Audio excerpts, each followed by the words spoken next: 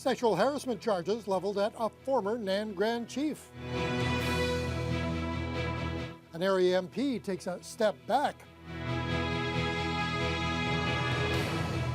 And major hurdles at the NAFTA talks.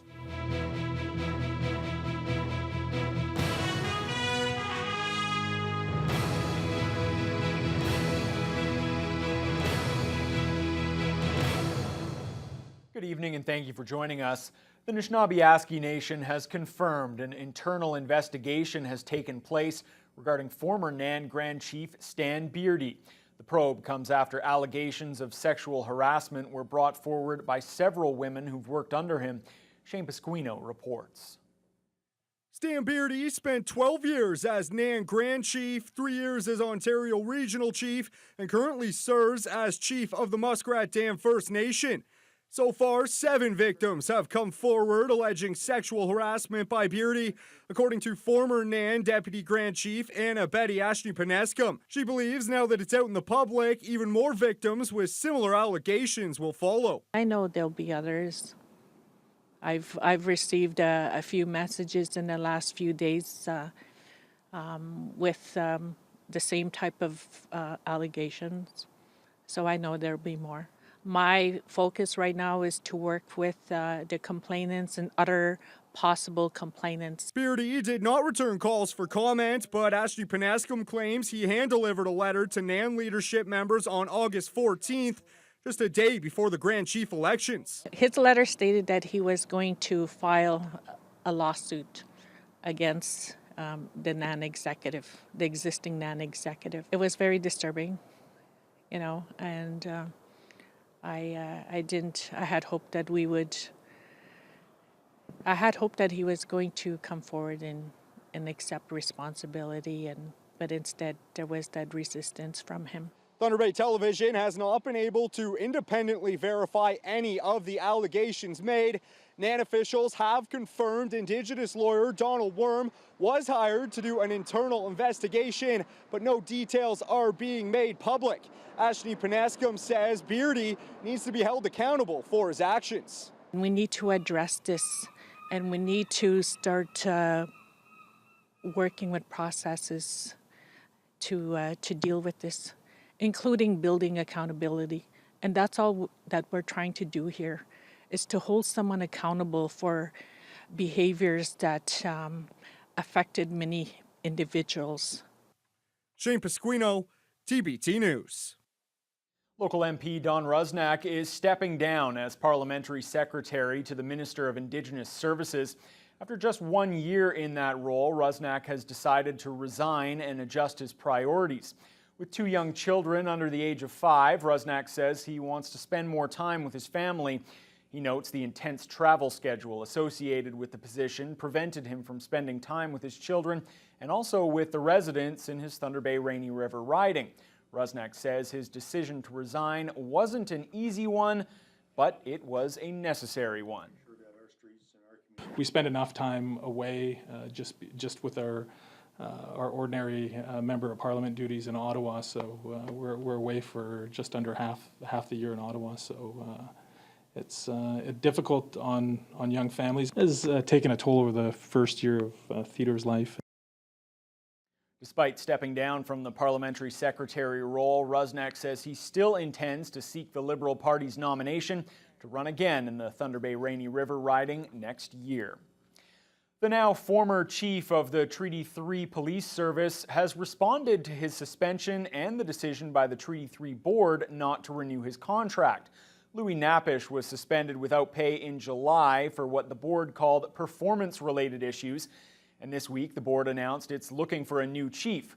Napish issued a statement today strenuously denying any performance issues that would justify not renewing his contract.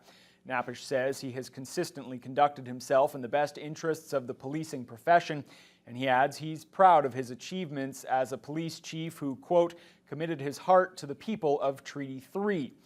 Napish's lawyer, Liz McLeod, says she's not sure yet whether her client plans to take legal action. A Thunder Bay police officer has avoided a demotion stemming from a 2016 incident. Constable David Boer was investigating a break-and-enter when he spotted a 17-year-old boy running away.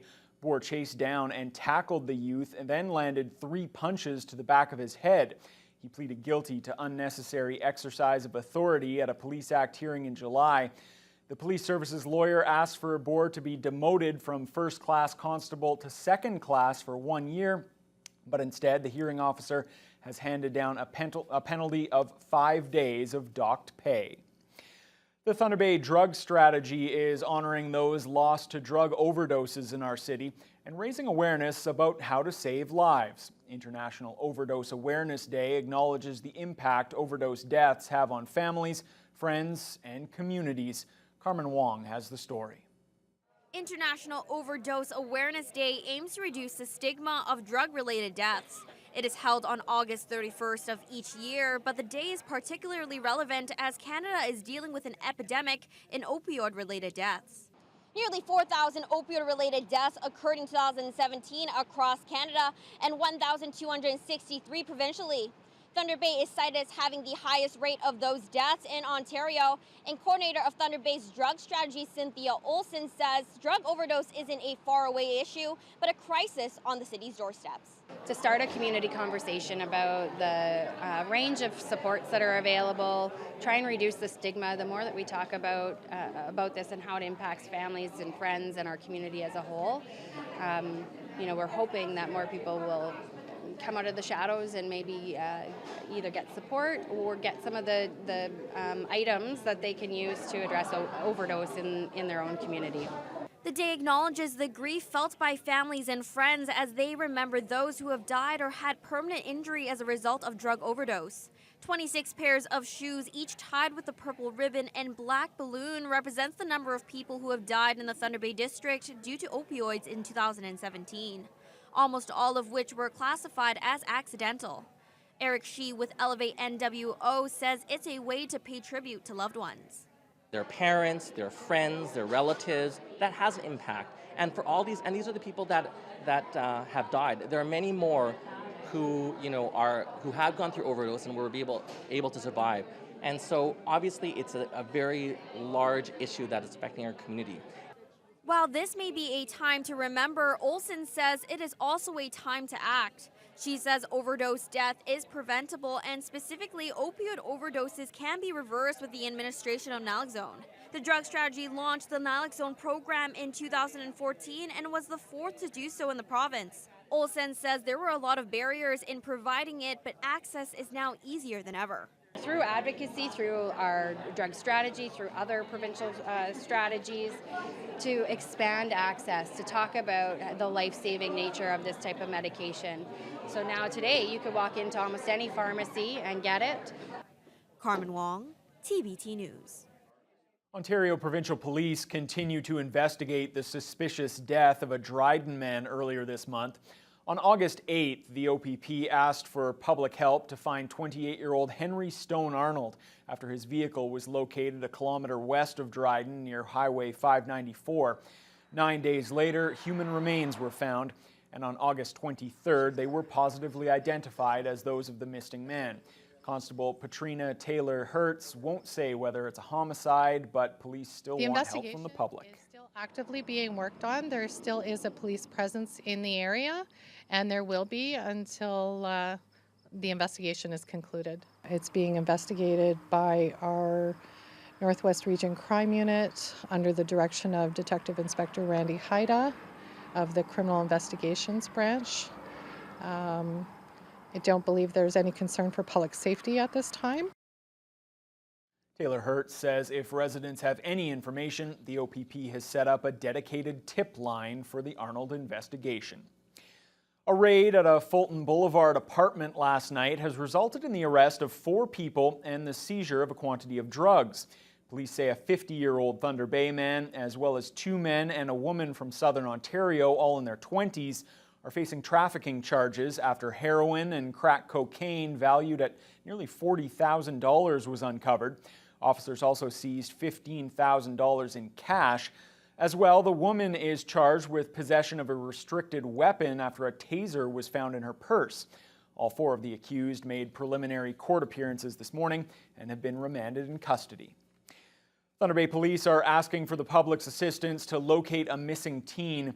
13-year-old Grace Mamakisik was last seen in the area of Brown and Edward Streets last night around 10 o'clock. Although no photo is available, Grace is described as standing 5'5" with a medium build and straight black medium-length hair. Anyone with information on the whereabouts of Grace Mamakisik is asked to contact Thunder Bay Police. The ongoing saga over the construction of a transmission line from Thunder Bay to Wawa continues. Last night, residents from Shunya and Dorian attended a public open house put on by Hydro One to discuss potential changes to the route if it indeed goes ahead. Adam Riley was there. School may be out for a few more days, but Dorian's public school was filled with area residents Thursday evening to discuss possible changes to the path proposed for Hydro One's Lake Superior link. The transmission project between Thunder Bay and Wawa would create additional electrical load for the provincial grid. Hydro One spokesperson Tiziana Bachega Rosa says initially the project was going to follow the same route through Dorian proposed by a competing bid from NextBridge. However, the M&R requested Hydro One look at changing the route. We have a due diligence to study the area and provide that so that they're able to, anyone who's reviewing the final environmental assessment can make an informed decision at the end of the day on what the best option is. That route would redirect the line away from Wemit Canyon and onto the highway running through Dorian. Reeve Ed Chambers says if the route were to be moved, it would take up even more space in his small community. Corridors tend to go right through Dorian, and we fought so hard to get that transmission line up to the canyon with NextBridge. We expect the same route. If Hydro One happens to get the contract, we want it to go up to Wilmette. It would have a major impact on our little town. Dorian wouldn't be the only area affected by the change in route. Residents of Loon Lake fear a repeat of environmental issues could occur should the change be made. Loon's a spring-fed lake, and several years ago, probably 15 years ago, when a contractor went in there and clear cut, that made a big difference to people who lost water out of their wells, and it caused flooding in certain septic tanks. So our real concern is not to interrupt the ecological system adjacent to the lake. While the route this project will take is still being discussed, there are also other uncertainties with the transmission line itself. Regulators still haven't decided as to whether or not to award the contract to Hydro One or its competitor, NextBridge. That decision is expected to come down sometime this fall. Adam Riley, TBT News. A judge hearing Toronto's legal challenge of the province's move to cut the size of that city council won't waste any time making a decision, but there could still be a long road ahead. It's going to be a long road. We're not going to hear the answer until September 10th or 11th. That's just from this court decision. The judge indicated today there's a good chance it will be appealed. Justice Edward Bellababa says he plans to rule on the case by the second week of September, given the looming municipal election on October 22nd. The Ontario government reduced Toronto City Council from 47 to 25 seats earlier this summer. The city says the cuts during an election campaign violate the charter, but Ontario's PC government insists the move is within its right. Officials with BWSEA are breathing a sigh of relief today. The Minister of Education has now confirmed funding for the program, which provides traditional learning and after-school programs for Indigenous and non-Indigenous kids in our city. Earlier this month, the group hosted a news conference amid fears their program would fall victim to the Ford government's cost-cutting measures. For the last 14 years, BWSEA has received provincial funding to cover most of its $900,000 budget. The process was delayed this year as the new government conducted reviews of all funding requests, but the money did come in after the deadline, but that's resulted in only a minor delay. The BWSEA workers will be back in schools on September 10th.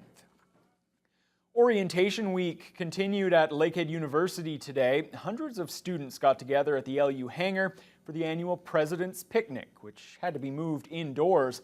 Ben Nesbitt reports.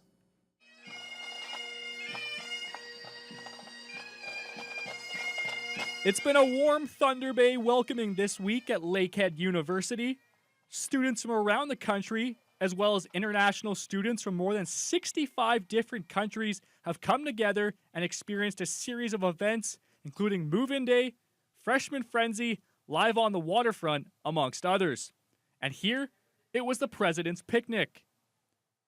These events are not only intended to welcome students into the Lakehead family, but also create new relationships as they begin this exciting chapter, something Interim President Moira McPherson feels is very important. Once we've gone through all the basic information that they need to know so that they can live here comfortably and know where the supports are, then we start working to make sure they have opportunities to be together with their new classmates and their new colleagues from across campus. When picking between schools, there's always many factors that go into it. But throughout the week, it was clear that the quality of education Lakehead provides, as well as the many outdoor attractions of Thunder Bay, were among favorites amongst first-year students. The outdoorsy aspect of the campus, how it's like on the lake, it's in the, with all the woods around, that sort of drew me in. I grew up in a small town sort of in the middle of nowhere, and I didn't really want to go and live in the city. I still wanted to live somewhere more in the woods, more sort of out of the city, and the campus here was exactly what I was looking for. Small class sizes. It's only like 60 people in a class, and that's the best part about it. And then because you can have one-on-one with professors rather than 300 people in one class, and you cannot really talk with your professors a lot. Following today's festivities will be a series of student union organized bus trips to various parts of the city, including sightseeing at Sleeping Giant, city tours, and even a little bit of grocery shopping.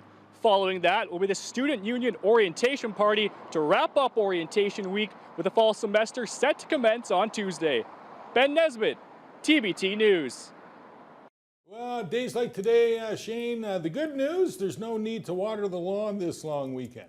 Yeah, exactly, Randy. Hopefully we got all the rain out of the way today. We didn't see as much as expected, but it did still fall today. Other than the rain, it was mostly cloudy throughout the day. High of around 20, low of 10 in the morning hours. Winds coming out of the south-southwest, 5 gusting up to 40 kilometers per hour, and currently a lot of cloudy conditions and mid to high teens, some 20s on the board as well. Fort Frances at 16, currently seeing some rain. Red Lake a little warmer than that at 22. Over into the eastern part of the region, Greenstone 18, they're seeing a lot of cloud coverage as well. Sault Ste. Marie, the sun is poking out of those clouds a bit. They are at 22 degrees. Tonight in the city of Thunder Bay, we'll see a low of 15. And it's when we could see the tail end of that system that brought a little bit of rain this morning. Could bring some showers this evening and a 30% chance of a thunderstorm. Winds out of the southeast, 20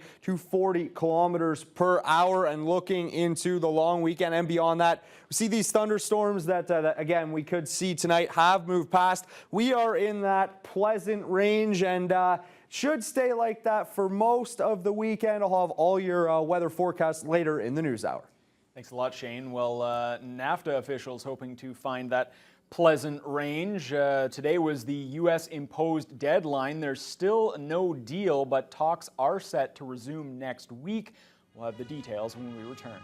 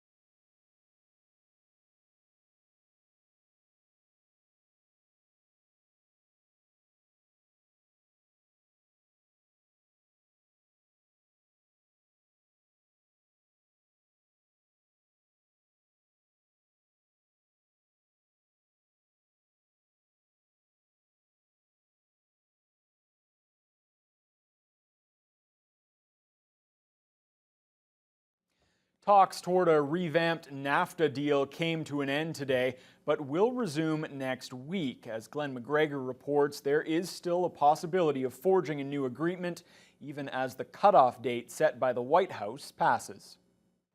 On the day of the deadline for Canada to sign on to a revamped NAFTA deal, a reprieve. Negotiators will take a break and resume talks on Wednesday. We're continuing to work very hard, and we are making progress. We're not there yet. The White House had intended to inform Congress today that it would press ahead with the U.S.-Mexico deal that President Trump announced Monday.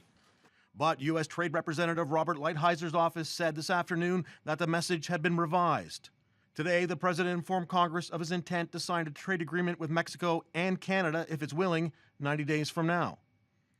But the deadline to submit a full text of the agreement to U.S. lawmakers is approaching faster, in just 30 days. Chrystia Freeland sounded confident that an accord could be reached. It is going to take flexibility on all sides to get to a deal in the end. We are confident that a win-win-win deal is possible. The sudden twist comes after a day of increasingly hostile language from the U.S. president. I love Canada, but they've taken advantage of our country for many years. They have tremendous trade barriers, and they have tremendous tariffs. Dairy products are, do you know this, Mark? Almost 300% tariff. Nobody talks about that. A deal had appeared close last night when Freeland arrived for a late-night meeting with Lighthizer, but then emerged only 5 minutes later. The prospect for a deal soured further when Lighthizer's office issued a statement saying that Canada was refusing to make concessions on U.S. access to the Canadian dairy market, a key unresolved sticking point, along with the dispute settlement mechanism that Canada favors and on which the Americans reportedly will not budge. The extension of talks means that Trump's threat to put tariffs on the Canadian auto sector is on hold for now, but negotiators will still have to work quickly to hammer out a full agreement before the end of September. Glenn McGregor, CTV News, Washington. The Trudeau government has officially purchased the Trans Mountain Pipeline. Kinder Morgan Canada announced today that the sale has closed on the $4.5 billion deal. Kinder Morgan shareholders voted overwhelmingly yesterday to approve the sale. Now, that came on the same day the Federal Court of Appeal ruled First Nations hadn't been properly consulted on the expansion project. The court quashed approval of the project and ordered another review to be held. Alberta Premier Rachel Notley is pulling out of the federal climate change plan until the pipeline goes ahead. Prime Minister Justin Trudeau says the government will ensure that it gets built. I think with everything that's been going on, people can kind of understand that having only the United States as a market for 99% of our oil resources simply doesn't make sense anymore. And that's why we've always believed that the Trans Mountain Pipeline expansion is in the best interest of all Canadians. It was a star-studded memorial in the Motor City as friends and family gathered in Detroit today to say goodbye to Aretha Franklin. The Queen of Soul died earlier this month after a battle with cancer. She was 76 years old. With more on the huge send-off, here's John Venevali Rao.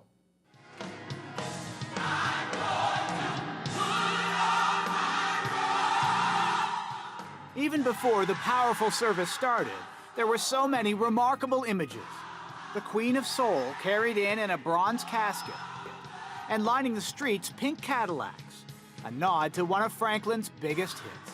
This is her day. She going down the freeway in 100 pink Cadillacs. That's right.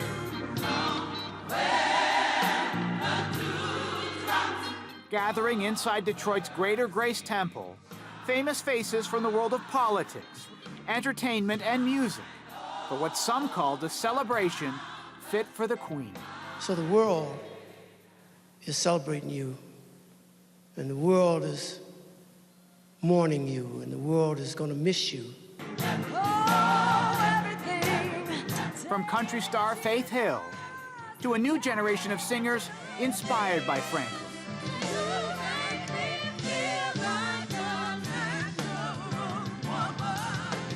There were tributes celebrating 6+ decades of Franklin's music.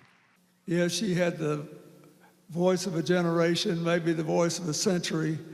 An artist who, despite her fame, never forgot where she was from.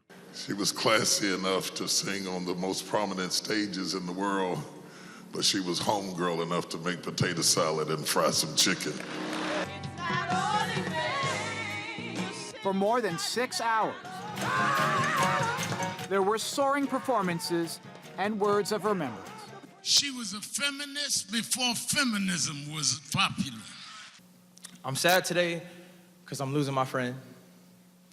But I know that the imprint she left on this world can never be removed. Said one speaker, this was an incredible send-off to match Franklin's legacy. John Venevali Rao, CTV News, Toronto. Well, meanwhile, tributes honoring the late U.S. Senator John McCain are underway in Washington. The senator is now lying in state in the Capitol Rotunda in advance of a final memorial service tomorrow. Blaine Alexander reports. Today, a final farewell for Senator John McCain in the place he served for more than 30 years. The Capitol Rotunda packed with the senator's family, including his 106-year-old mother, along with the senator's staff and his congressional colleagues. I will miss a dear friend whose smile reminded us that service is a privilege.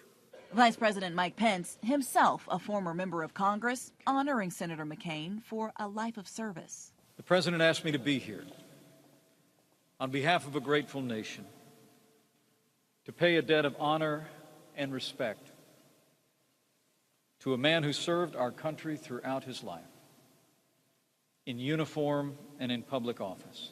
And a show of unity, the bipartisan leaders of the House and the Senate each presenting a wreath in McCain's honor. What stands out about John McCain is what he stood for. The rich blessings that only freedom can bestow. Afterward, time for the public to say their goodbyes. Senator McCain will lie in state at the Capitol Rotunda, an honor given to only 30 others in the country's history, including President Abraham Lincoln, McCain resting on the same base that held Lincoln's casket. This is one of the bravest souls our nation has ever produced. A final salute from a Congress and a country forever grateful. And some of McCain's colleagues are hoping for a more permanent tribute. I'm here in the Russell Senate office building, the very building that's housed McCain's office for years. Already, there's a push from some senators to rename this building in McCain's honor. Blaine Alexander, NBC News, Washington. Well, the news regarding the NAFTA talks had a negative impact on the markets today. The TSX dropped 108 points to 16,262. The Dow slipped 22 points to 25,964. And the NASDAQ was up 21 points to 8109, excuse me.